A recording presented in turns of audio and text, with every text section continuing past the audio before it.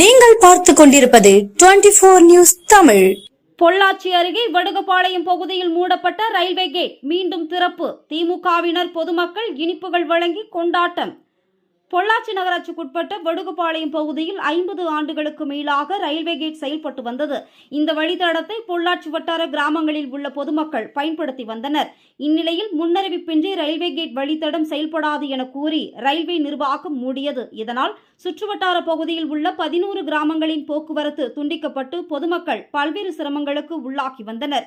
இதற்கு எதிர்ப்பு தெரிவித்து அப்பகுதி மக்கள் போராட்டம் நடத்தினர். மேலும் பொள்ளாச்சி பாராளுமன்ற உறுப்பினர் ஈஸ்வரசுவாமி மத்திய ரயில்வே அமைச்சரை நேரில் சந்தித்து ரயில்வே கேட்டை திறக்க வலியுறுத்தி கோரிக்கை மனு அளித்தார். இதன் அடிப்படையில் இன்று ரயில்வே கேட்டை திறக்க மாவட்ட ஆட்சித்தலைவர் உத்தரவிட்டார். இதனையடுத்து இன்று திமுக நகர செயலாளர் நவநீத கிருஷ்ணன் தலைமையில் நகர்மன்ற உறுப்பினர்கள் பொதுமக்கள் மீண்டும் ரயில்வே கேட்டை திறக்கப்பட்டதற்கு மகிழ்ச்சி தெரிவிக்கும் விதமாக பட்டாசுகள் வெடித்தும் பொதுமக்களுக்கு இனிப்புகள் வழங்கியும் வரவேற்பு தெரிவித்தனர். அப்போது நகர்மன்ற உறுப்பினர்கள் உமா மகேஸ்வரி, பெருமாள், நகர்துணை செயலாளர் தர்மராஜ் உள்ளிட்ட பலர் உடன் இருந்தனர்.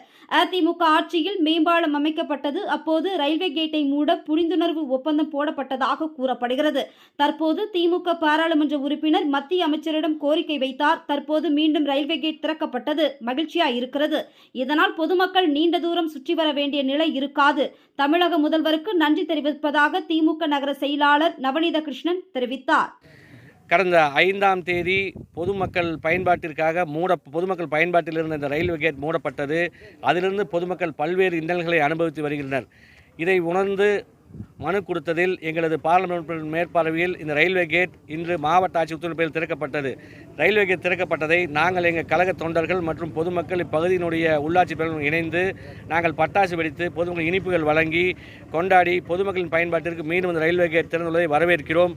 இது பொதுமக்கள் 2 கிலோமீட்டர் தூரம் சுற்றி வருவதை பெரிதும் சுலபமாக்கும். எங்களது தமிழக முதல்வருக்கும் தருணத்தில் நன்றிகளை தெரிவித்துக் கொள்கிறோம்.